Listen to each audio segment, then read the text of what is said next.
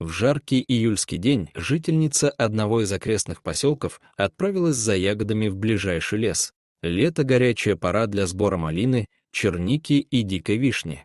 Девушка бывала здесь сотни раз и знала эти места, как свои 5 пальцев, поэтому она без опаски продвигалась вглубь леса. Когда она собирала ягоды, руку пронзила острая боль, которая с каждой секундой становилась все сильнее. Девушка поняла, что ей становится нехорошо, и связано это с пчелиным укусом.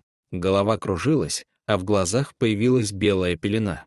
Она рухнула без чувств на пожухлую прошлогоднюю траву. Видимо, укус пчелы вызвал у девушки аллергическую реакцию, которая без своевременного оказания помощи способна лишить жизни.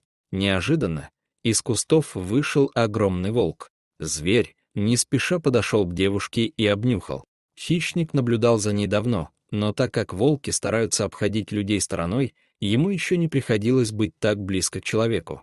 Почему девушка вызывала у волка такой интерес, она не знала. Возможно, зверю нравился ее мелодичный голос, а может, исходящий от нее запах с примесью хлеба и парного молока. В тот момент серого бродягу разбирало любопытство, толкнувшее его на отчаянный шаг. Волку было невдомек, почему девушка лежит неподвижно. Обнюхав ее, хищник пришел к выводу, что она мертва, и поступил так, как поступал при виде погибших сородичей. Волк поднял голову и протяжно завыл, оповещая округу о своем присутствии. Неподалеку охотник проверял селки на зайцев. Мужчина давно не видел в этих краях волков, и наглость серого хищника возмутила его до глубины души.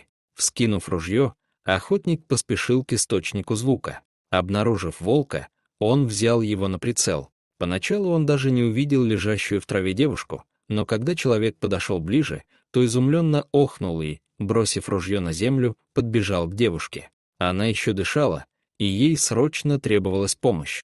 Мужчина, взяв бедняжку на руки, быстрым шагом направился в сторону поселка, к местному фельдшеру. Охотник успел вовремя. Врач сразу же разобрался, в чем дело, и сделал пострадавший укол, который помог ей остаться в живых. Через пару дней она полностью оправилась от укуса пчелы и чувствовала себя превосходно. Охотник после того случая убрал капканы и засыпал волчьи ямы землей. Волков с тех пор в лесном краю не видели. Трудно сказать, что это было Божий промысел или высшее милосердие. Решать, конечно, вам, друзья, а мы в очередной раз убедились, что чудесам всегда найдется место в нашей жизни. Дорогие зрители, если вам понравилась эта история, обязательно поставьте палец вверх и поделитесь этим рассказом со своими друзьями.